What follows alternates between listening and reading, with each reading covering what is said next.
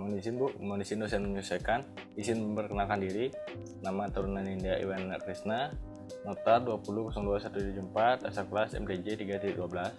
Saya merupakan perwakilan dari kelompok 1, Kapita Selekta, kelas MTJ 3.12. Izin memperkenalkan diri. Nama Taruni Nindya Sintia Fitri, notar 20.02.069. Izin memperkenalkan diri, nama Taruna Nindya Kevin Ferdian, notar 20.02.183. Izin memperkenalkan diri, nama Taruni Nindya Enti Kristiani Halawa, notar 20.02.145, kelas MTJ 312. Kami dari kelompok 1 Kapita Selekta akan menjelaskan mengenai psikologi massa. Mohon izin dosen menyesuaikan, izin menyampaikan materi kami mengenai teori kelompok. Yang pertama yaitu mengenai definisi kelompok.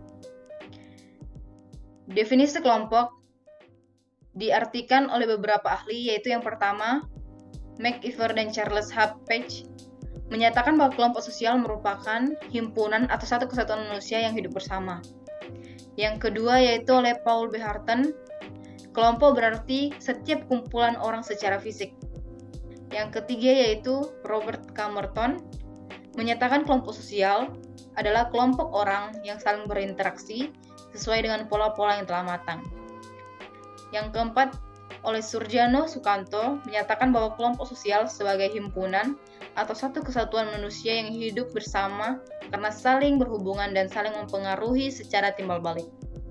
Sedangkan secara umum, kelompok sosial yang terdiri dari himpunan individu yang memiliki kesamaan kebutuhan, minat, aspirasi, dan memiliki hubungan interaksi serta ketergantungan antara satu sama lain yang diatur dengan norma-norma tertentu.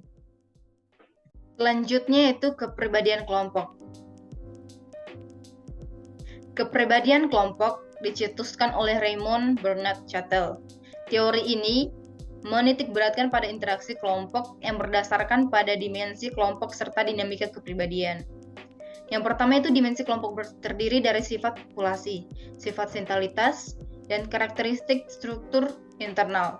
Ketiga dimensi kelompok tersebut bergantung satu sama lain. Yang kedua, dinamika kepribadian hanya dipengaruhi oleh sifat populasi dan struktur internal. Selain itu, kepribadian kelompok juga dipengaruhi oleh faktor budaya. Konsep utama dari teori kepribadian adalah sinergi, di mana jumlah total energi individu yang dibawa sebuah kelompok oleh anggotanya. Selanjutnya ada proses pembentukan kelompok. Proses pembentukan kelompok menurut para ahli, salah satunya yaitu Tuchman pada tahun 1965 menggambarkan ada 4 tahap yang berbeda dalam pembentukan kelompok.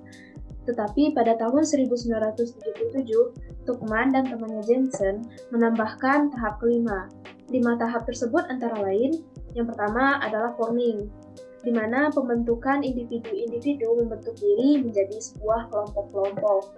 Tahap kedua, storming, adalah tiap anggota berdebat dan memutuskan masalah kelompok seperti kepemimpinan, arah, metode, dan lain-lain. Tahap yang ketiga, norma atau norming, adalah anggota-anggota menempatkan aturan-aturan dasar untuk beroperasi sebagai sebuah kelompok.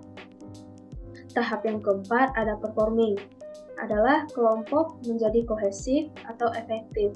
Dan tahap yang terakhir adalah adjourning, di mana tugas atau pekerjaan berakhir sebagai tujuan kelompok telah selesai dan terjadi pembubaran diri pada kelompok. Proses pembentukan kelompok secara umum, pada mulanya kelompok terbentuk melalui berkumpulnya sejumlah orang yang berkerumun. Selanjutnya dalam kerumunan berkembang menjadi kelompok-kelompok, karena satu sama lain ada ikatan persamaan kepentingan, persamaan senasib, persamaan tujuan, dan persamaan profesi. Dalam kelompok itu, mereka saling berinteraksi. Selain itu, mereka juga sepakat untuk taat kepada norma-norma yang mereka telah buat sendiri. Kumpulan orang-orang akan berubah menjadi kelompok apabila ada faktor-faktor pengikat sebagai berikut. Yang pertama, interaksi antara orang-orang yang ada di dalam kumpulan atau kerumunan.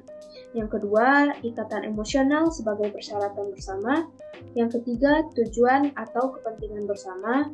Yang keempat, kepemimpinan yang dipatuhi dalam rangka mencapai tujuan. Dan yang terakhir, norma yang diakui dan diikuti oleh mereka yang terlibat di dalamnya. Selanjutnya ada keterpaduan kelompok. Keterpaduan kelompok adalah proses kesatuan, kelekatan, atau daya tarik individu terhadap kelompok dalam rangka pemenuhan tujuan dan motivasi untuk bersama dalam keberhasilan kelompok. Keterpaduan kelompok juga dipengaruhi oleh beberapa hal. Yang pertama, ada hubungan antar relatif seperti suku dan ras. Yang kedua, ada hubungan kerjasama atau kompetisi yang masih dalam batas-batas yang sesuai norma. Yang ketiga, adalah penerimaan oleh orang-orang atau perasaan saling menerima. Yang keempat, adanya ancaman atau bahaya dari luar yang harus dihadapi bersama. Yang kelima, status yang homogen, status yang tinggi, atau adanya ketidakmungkinan untuk naik ke status yang lebih tinggi. Yang keenam, perilaku dan sifat-sifat pribadi yang berguna untuk memenuhi fungsi kelompok yang khusus. Misalnya, kelompok yang bersuara bagus dapat dibentuk menjadi kelompok paduan suara. Dan yang terakhir, sikap, nilai-nilai, dan latar belakang yang sama, dan kepribadian yang saling mengisi dan relevan dengan eksistensi dan tujuan kelompok. Selanjutnya adalah fasilitas sosial. Teori fasilitas sosial adalah kecenderungan seseorang untuk tampil beda bila di hadapan orang lain daripada saat sendirian. Sehingga dapat disimpulkan bahwa kehadiran seseorang dapat mempengaruhi performa individu maupun kelompok. Penelitian mengenai fasilitas sosial berawal dari Norman Triplett pada tahun 1898 yang menyatakan bahwa pembalap sepeda dalam berkompetisi lebih cepat jika dilakukan dengan pembalap lain dibandingkan sendiri. Dia memberikan hipotesis bahwa dengan kehadiran orang lain akan memberikan stimulasi psikologis yang dapat meningkatkan performance. Selanjutnya, yaitu pemalasan sosial. Pemalasan sosial menurut Mulvey and Klein pada tahun 1998 menyatakan pemalasan sosial sebagai kondisi tatkala individu memberikan usaha lebih sedikit sewaktu bekerja dalam kelompok daripada ketika bekerja sendiri. Aspek pemalasan sosial terbagi menjadi 3. Yang pertama, persepsi pemalasan atau perceived loafing. Perceived loafing adalah persepsi terhadap satu atau lebih anggota kelompok yang memberikan kontribusi lebih sedikit dari yang seharusnya dapat dilakukan untuk kelompok. Yang kedua, penurunan usaha atau anticipate lower effort. Anticipate lower effort adalah keadaan ketika anggota kelompok enggan mengerahkan usaha maksimal untuk kelompok, karena anggota lain tidak mengerjakan tugas yang menjadi tanggung jawabnya. Dan yang ketiga, keengganan berusaha atau sucker effect. Sucker effect adalah kondisi malas yang dialami anggota dalam mengerjakan tugas kelompok dikarenakan terdapat anggota lain yang juga malas.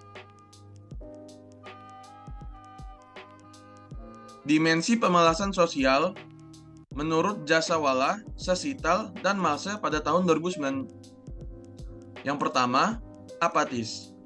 Yang kedua, perilaku merusak dan mengganggu. Yang ketiga, ketidakterhubungan. Dan yang keempat, kualitas kerja buruk. Yang kelima, perilaku mendompleng. Dan yang keenam, performa kelompok buruk. Untuk kali ini, saya akan menjelaskan mengenai polarisasi kelompok, di mana penjelasan yang saya dapat kali ini, saya dapat dari modul yang dibuat oleh Dr. Hadi Suryono, SPSI, MSI, di mana di modul ini dijelaskan, polarisasi kelompok merupakan kecenderungan pengambilan keputusan yang menuju ke arah ekstrim, yang mungkin berdampak pada risiko yang lebih tinggi pada anggota kelompok itu sendiri. Polarisasi kelompok juga dapat membuat terjadinya pergeseran pilihan kelompok karena adanya perubahan sifat yang terjadi pada anggota kelompok itu sendiri. Selanjutnya, saya akan menjelaskan mengenai pikiran kelompok. Di mana pikiran kelompok ini saya ambil dari kutipan Irvin L. Janis, di mana di sana disebutkan teori pemikiran kelompok atau groupthink lahir dari penelitian panjang Irvin L. Janis. Janis menggunakan istilah groupthink untuk menunjukkan satu metode berpikir kelompok orang yang bersifat kohensif atau terpadu. dan ketika usaha-usaha keras yang dilakukan anggota-anggota kelompok untuk mencapai kata mufakat. Istilahnya dalam kata musyawarah mufakat. Selanjutnya, pola tata pikiran kelompok terdiri dari 3 bagian, yaitu yang pertama, sifat-sifat dari kepribadian anggota kelompok itu sendiri. Kedua, sifat anggota kelompok. Dan yang ketiga yaitu struktur internal hubungan antar anggota kelompok. Sekian presentasi dari kelompok kami.